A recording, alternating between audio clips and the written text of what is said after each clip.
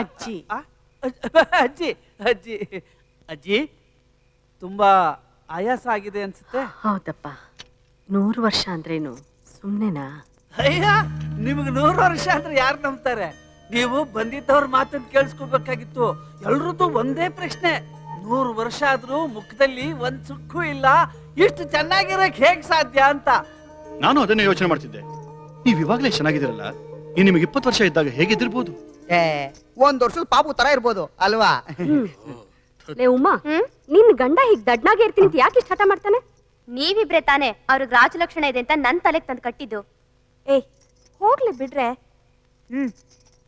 ನಿನ್ ಗಂಡಂಗೆ ವಿಷಯಕ್ಕೆ ಬರೋಕ್ ಹೇಳು.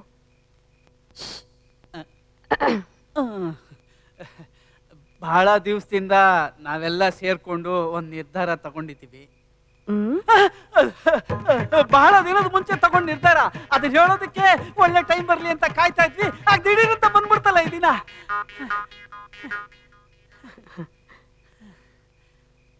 ದಿಢೀರಂತ ಬಂತ? ಏನ್ ಲಕ್ಷ್ಮಿ? ದಿಢೀರಂತಲ್ಲ, ನಿಧಾನಕ್ಕೆ ಮೆತ್ತಿಗೆ ಬಂತು ಅಲ್ವನೇ? ಅಷ್ಟೊಂದ್ ಮೆತ್ಗೂ ಬರ್ಲಿಲ್ಲ. ಅಷ್ಟೇನ್ ಫಾಸ್ಟ್ ಆಗು ಬರಲ್ಲ ಬಿಡಿ. ಕ್ರಿಕೆಟ್ ಅಲ್ಲಿ 90 ಆದ್ಮೇಲೆ ಆಟ ನಿಧಾನನೇ. ಸೆಂಚುರಿ ಹೊಡಿಯೋದು ಅಷ್ಟೇನು ಸುಲಭ ಅಲ್ಲ ಬಿಡಿ. ಎಷ್ಟು ಒಳ್ಳೆ ಮಕ್ಕಳು ನೀವು. ನಿಮ್ಮಂತ ಮಕ್ಕಳು ಪಡೆಯೋಕೆ ನಾನು ಪುಣ್ಯ ಮಾಡಿರ್ಬೇಕು. ಯಾವಾಗ್ಲೂ ನನ್ನನ್ನು ನಗಿಸ್ಕೊಂಡು ನನ್ನ ಜೊತೆನೇ ಇರ್ತೀರಾ. ಅದು ಖಂಡಿತ ಇರ್ತೀವಜ್ಜಿ. ಅದ್ರ ಬಗ್ಗೆ ನಿಮ್ಮ ಹತ್ರ ಹೇಳ್ಬೇಕು ಅಂತ ಬಂದ್ವಿ. ಹೇಳಪ್ಪ, ಏನದು? ಇನ್ಮೇಲೆ ನೀವು ಕಂಪ್ಲೀಟ್ ರೆಸ್ಟ್ ತಗೋಬೇಕು. ಇಷ್ಟು ವರ್ಷದಿಂದ ಎಷ್ಟೊಂದು ಜವಾಬ್ದಾರಿ ಹೊತ್ಕೊಂಡಿದ್ದೀರಾ. ಈ ವಯಸ್ಸಲ್ಲೂ ನೀವು ಕೆಲಸ ಮಾಡೋದು ನೋಡ್ತಾ ಇದ್ರೆ ನಮ್ಮೆಲ್ಲರ ಮನಸ್ಸಿಗೆ ನೋವಾಗುತ್ತೆ. ಕೆಲಸ ಅಂದ್ರೆ ಈ ಅರಮನೆ ನಡೆಸೋದು ಅಂತೀರಾ? ಅದು ನನ್ನ ಕರ್ತವ್ಯ ಅಲ್ವಾ? ಅದನ್ನ ಈಗ್ಲೂ ನಾನು ಸಂತೋಷವಾಗಿ ಮಾಡ್ತಾ ಇದ್ದೀನಿ. ಅದ್ ಹಾಗಲ್ಲ ಅಜ್ಜಿ, ಇವ್ರಿಗೂ ಏನು ಕೆಲಸ ಇಲ್ಲದೆ ಬೇಜಾರಾಗ್ತಿತ್ತು. ಅದಕ್ಕೆ ಈಗ್ಲಾದ್ರೂ ಅರಮನೆ ನೋಡ್ಕೊಳ್ಳೋ ಕೆಲಸ ಕಲ್ತ್ಕೊಳ್ಳಿ ಅಂತ. ಹೌದು ಅಜ್ಜಿ, ಪಾಪ ಸುಮ್ಮನ್ ಕೂತ್ ತಿನ್ನೋದಕ್ಕೆ ಇವ್ರಗಳಿಗೂ ಬೇಜಾರು. ಅದಕ್ಕೆ ಫ್ಯಾಕ್ಟ್ರಿನೊಬ್ರು ನೋಡ್ಕೊಂಡ್ರೆ ಜಮೀನನ್ನ ಮತ್ತೊಬ್ರು ನೋಡ್ಕೋಬಹುದು ಅಂತ ನಾವುಗಳೆಲ್ಲ ಮಾತಾಡ್ಕೋತಿದ್ವಿ ಅಲ್ವೇನ್ರಿ? ಹೌದು, ಜವಾಬ್ದಾರಿಗಳನ್ನ ಹಂಚ್ಕೊಂಡ್ಬಿಟ್ರೆ ಯಾರಿಗೆ ಯಾವ ರೀತಿ ಕನ್ಫ್ಯೂಷನ್ ಇರಲ್ಲ. ನೀವು ಕನ್ಫ್ಯೂಷನ್ ಅಂದ ತಕ್ಷಣ ನೆನಪಾಯ್ತು ನೋಡಿ, ಈ ಮರ್ಕೇರ ಎಸ್ಟೇಟ್ ಯಾರಿಗೆ ಸೇರುತ್ತೆ?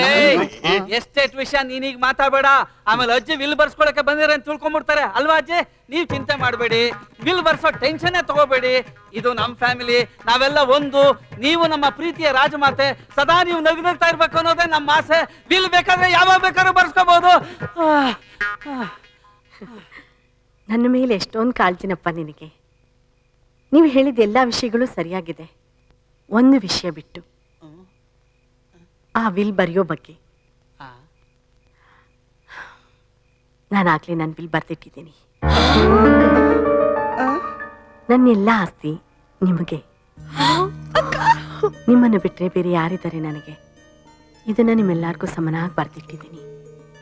ಹಾಗೆ ನಂದು ಒಂದೇ ಒಂದು ಬೇಡಿಕೆ, ಈ ಅರಮನೆ ಮಾನ ಮರ್ಯಾದೆ ಗೌರವಕ್ಕೆ ಕುಂದು ಬರೋ ಹಾಗೆ ನೀವ್ಯಾರೂ ನಡ್ಕೋಬಾರ್ದು. ಇದನ್ನ ನೀವು ಬಾಯ್ ಬಿಟ್ಟು ಹೇಳ್ಬೇಕೆ? ಹಾಗೆ ನಡ್ಕೊಳ್ಳೋದು ನಮ್ ಧರ್ಮ. ಖಂಡಿತ ಹಾಗೇ ನಡ್ಕೋತೀವಿ. ಅದೆಲ್ಲ ಸರಿ ಅಜ್ಜಿ, ಆದ್ರೆ ನಮ್ ಗೌರವ ಹಾಳು ಮಾಡಿರೋ ಜನ ಇನ್ನೂ ಇಲ್ಲೇ ಇದಾರಲ್ಲ, ಅವ್ರನ್ನ ಏನ್ ಮಾಡ್ಬೇಕು ಹೇಳಿ? ಏನು ಮಾಡೋದು ಬೇಡ. ಅವ್ರು ಹೀಗೆ ಹಾಗಿದ್ದಾರೋ ಮುಂದೇನೋ ಹಾಗೆ ಇರ್ತಾರೆ ಅಡುಗೆ ಮನೆಯಲ್ಲಿ. ಅವ್ರು ಮಾಡಿರೋ ಪಾಪಕ್ಕೆ ಅವ್ರು ನಿಮಗೆ ಸಾಯೋ ತನಕ ಅನ್ನ ಹಾಕೊಂಡಿರ್ಲಿ.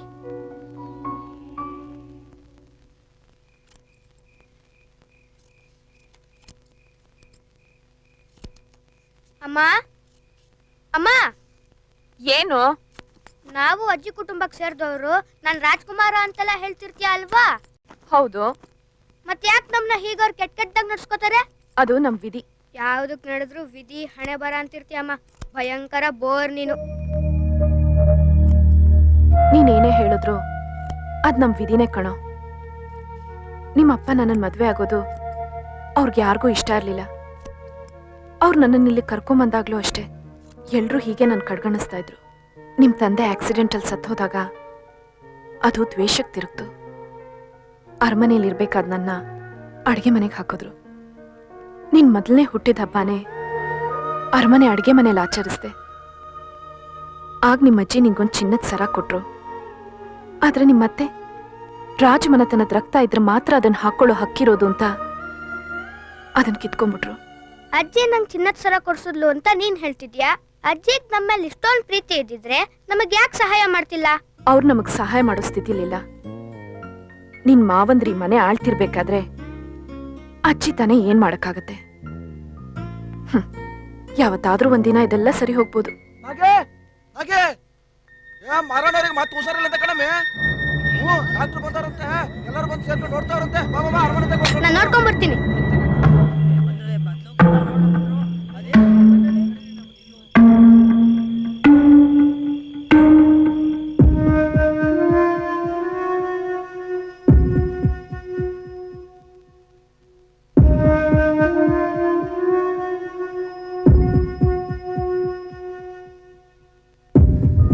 ಒಂದು ನಿಮಿಷ ಬನ್ನಿ.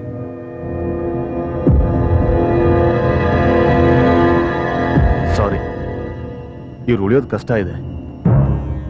ಈ ರಾತ್ರಿ ಪೂರ್ತಿ ಇರ್ತಾರೆ ಅನ್ನೋದು ಡೌಟೆ. ಇನ್ನೇನು ಪ್ರಯತ್ನ ಪಟ್ಟರು ಪ್ರಯೋಜನ ಇಲ್ಲ. ನೀವು ರಿಲೇಟಿವ್ಸು ಫ್ರೆಂಡ್ಸ್ಗೆಲ್ಲ ಹೇಳ್ಬಿಡೋದು ಒಳ್ಳೇದು.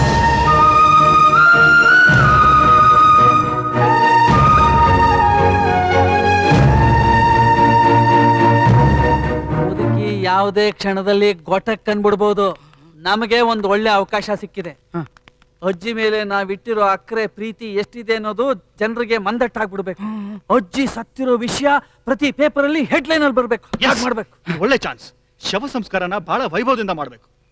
ಇವತ್ತು ಶುಕ್ರವಾರ, ಭಾನುವಾರ ಇಟ್ಕೊಂಡ್ರೆ ಜನ ಸೇರ್ಸಕ್ ಈಸಿ ಆಗಿರುತ್ತೆ. ಹೌದು, 2 ದಿವಸ ಬಾಡಿನ ಹಾಗೆ ಇಟ್ಬಿಟ್ರೆ ಜನ ಎಲ್ಲ ಬಂದು ನೋಡ್ಕೊಂಡು ಹೋಗಕ್ ಅನುಕೂಲ ಆಗುತ್ತೆ. ಆಮೇಲೆ ಸಂಸ್ಕಾರಕ್ಕೆ ಯಾರ್ಯಾರು ಬರಬೇಕು ಅಂತ ಒಂದು ಪಟ್ಟಿ ಮಾಡ್ಬಿಡೋಣ. ಈಗಲೇ ಹೋಗಿ ಮಾಡ್ಬೇಕು. ನಿಂತ್ಕೊಳ್ಳೋ, ಇನ್ನು ಅಜ್ಜಿ ಸತ್ತೇ ಇಲ್ಲ.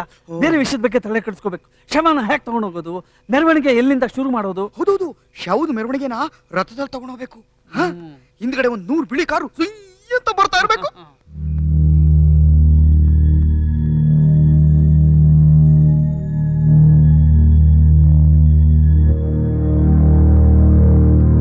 ಸಂಸ್ಕಾರ ಅಂದ್ರೆ ಹೆಂಗಿರ್ಬೇಕು? ಹಿಂದೆ ಯಾರು ಮಾಡಿರ್ಬಾರ್ದು, ಮುಂದೆ ಮಾಡಕ್. ಏಯ್ ನಿಂತ್ಕೋ, ಇಲ್ಲಿ ಯಾಕೆ ಬಂದೆ ನೀನು? ಇಲ್ಲೆಲ್ಲ ಬರಬಾರ್ದು ಅಂತ ನಾವು ನಿಂಗೆ ಹೇಳಿಲ್ವಾ? ಅತ್ತೆಗೆ ಸೀರಿಯಸ್ ಆಗಿದೆ ಅಂತ ಎಲ್ರೂ ಮಾತಾಡ್ಕೋತಾ ಇದ್ರು, ಅದಕ್ಕೆ ನೋಡ್ಕೊಂಡು ಹೋಗೋಣ ಅಂತ ಬಂದೆ. ಓಹೋ, ಅವ್ರನ್ನ ಅವ್ರ ರೂಮ್ಗೆ ಹೋಗಿ ನೋಡೋ ಯೋಗ್ಯತೆ ನಿನಗಿಲ್ಲ. ಅಷ್ಟು ಮೀರಿ ನಿಂಗೆ ನೋಡ್ಬೇಕು ಅಂತ ಅನ್ಸಿದ್ರೆ ಈ ಫೋಟೋ ಕಾಣಿಸ್ತಾ ಇದೆಯಲ್ಲ, ಫೋಟೋ ನೋಡ್ಕೊಂಡು ಹೋಗ್ತಾ ಇರೋ. ಏನ್ ಇಲ್ಲೇ ನಿಂತಿದ್ಯಾ? ಹೋಗಿ ಅಡ್ಗೆ ಮನೇಲಿ ಏನ್ ಕೆಲಸ ಇದೆ ನೋಡ್ಕೋ ಹೋಗು ಅಂತಂದ್ರೆ.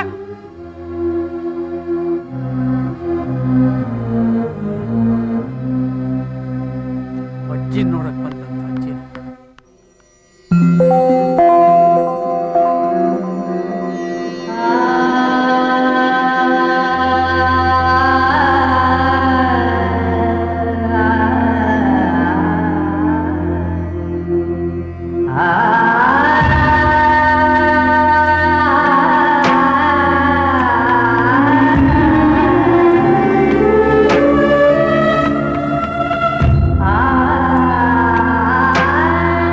ಹತ್ರ ಬಾ,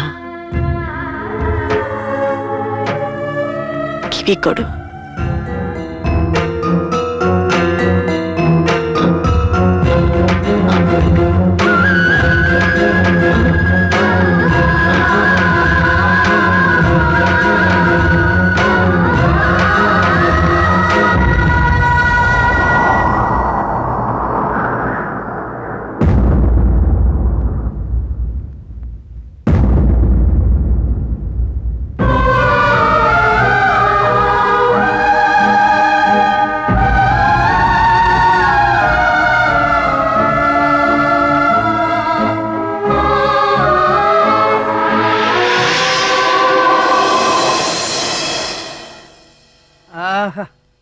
ಏನ್ ಹಾಕಿದ್ದಾರೆ.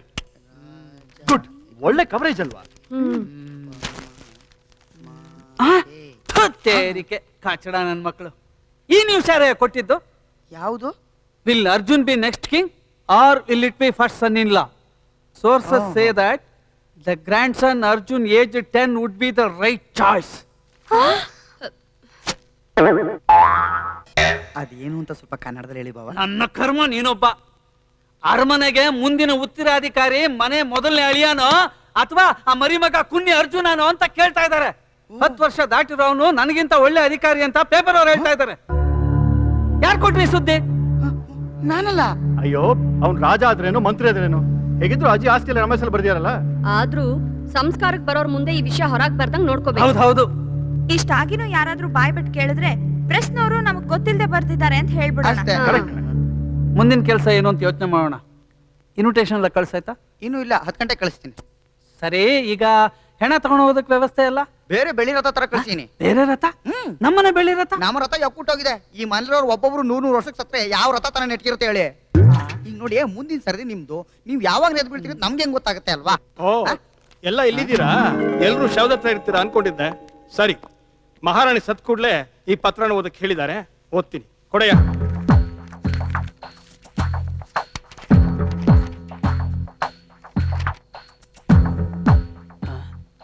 ಅವರಷ್ಟು ಅವರೇ ಓದ್ಕೊಳ್ಳೋದಾಗಿದ್ರೆ ಇಲ್ಲಿ ತನಕ ಯಾಕೆ ಬರ್ಬೇಕಾಗಿತ್ತು? ಮನೇಲೇ ಓದ್ಕೋಬೋದಾಗಿತ್ತಲ್ಲ. ಇಲ್ಲಿ ನಾನು ನನ್ನ ಕೆಲವು ಆಸೆಗಳನ್ನು ಬರೆಸಿದ್ದೇನೆ. ಅದನ್ನ ನನ್ನ ಮೊಮ್ಮಕ್ಕಳು ಹಾಗೂ ಅವರ ಗಂಡಂದಿರು ಚಾಚು ತಪ್ಪದೆ ಪಾಲಿಸಬೇಕು. ಮೊದಲನೆಯದು, ನನ್ನ ಸಂಸ್ಕಾರ ತುಂಬಾ ಸರಳವಾಗಿರಬೇಕು. ಶವ ಸಂಸ್ಕಾರನ ಬಹಳ ವೈಭವದಿಂದ ಮಾಡಬೇಕು. ನನ್ನನ್ನ ಮಣ್ಣು ಮಾಡಬೇಕು. ನನಗೆ ದಹನ ಸಂಸ್ಕಾರ ಬೇಡ. ನಾನು 6 ವರ್ಷದೊಳಗಿದ್ದಾಗ ಒಂದು ಸಣ್ಣ ಗಿಡವನ್ನ ಅರಮನೆಯ ಹಿಂಭಾಗದ ಸರೋವರದ ಪಕ್ಕದಲ್ಲಿ ನೆಟ್ಟಿದ್ದೆ. ಈಗ ಅದಕ್ಕೆ 94 ವರ್ಷ. ನನ್ನನ್ನ ಆ ಮರದ ಕೆಳಗೆ ಮಣ್ಣು ಮಾಡಬೇಕು. ಮೂರನೆಯದು, ನನ್ನ ಶರೀರವನ್ನ ನನ್ನ ಪ್ರೀತಿಯ ಅಳಿಯಂದಿರುಗಳು ತಮ್ಮ ತೋಳುಗಳ ಮೇಲೆ ಹೊತ್ತುಕೊಂಡು ಆ ಮರದ ತನಕ ಹೋಗಬೇಕು. ಶವದ ಮೆರವಣಿಗೆನ ರಥದಲ್ಲಿ ತಗೊಂಡೋಗ್ಬೇಕು. ಹಿಂದ್ಗಡೆ 100 ಬಿಳಿ ಕಾರು ಅಂತ ಬರ್ತಾ ಇರ್ಬೇಕು. ನಾಲ್ಕನೆಯದು, ನಾನು ಸತ್ತಾಗ ನನ್ನ ಮೈ ಮೇಲೆ ಏನೇನು ಆಭರಣಗಳಿರುತ್ತವೋ ಅದರ ಜೊತೆಗೆ ನನ್ನನ್ನು ಮಣ್ಣು ಮಾಡಬೇಕು. ಅದರಲ್ಲೂ ನನ್ನ ಪರಂಪರಾನುಗತವಾದ ರಾಜಮುದ್ರೆಯ ಸರದ ಜೊತೆಗೆ. ಇಂತಿ ಮಹಾರಾಣಿ ರಾಜೇಶ್ವರಿ ದೇವಿ.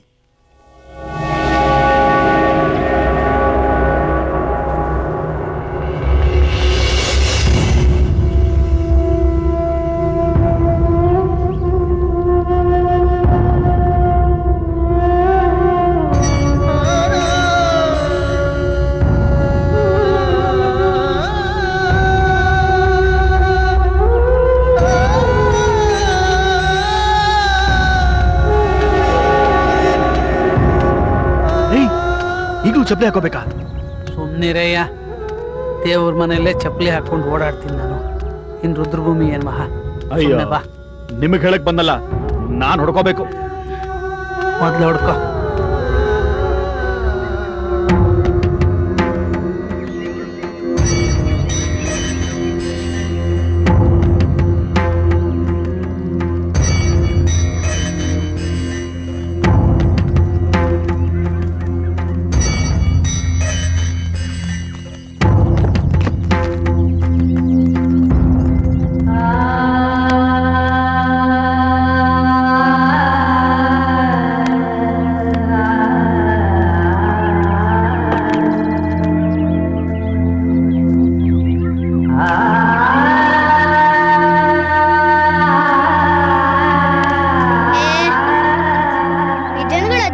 ಸಾಯ್ತಿದಾರ ನೋಡು.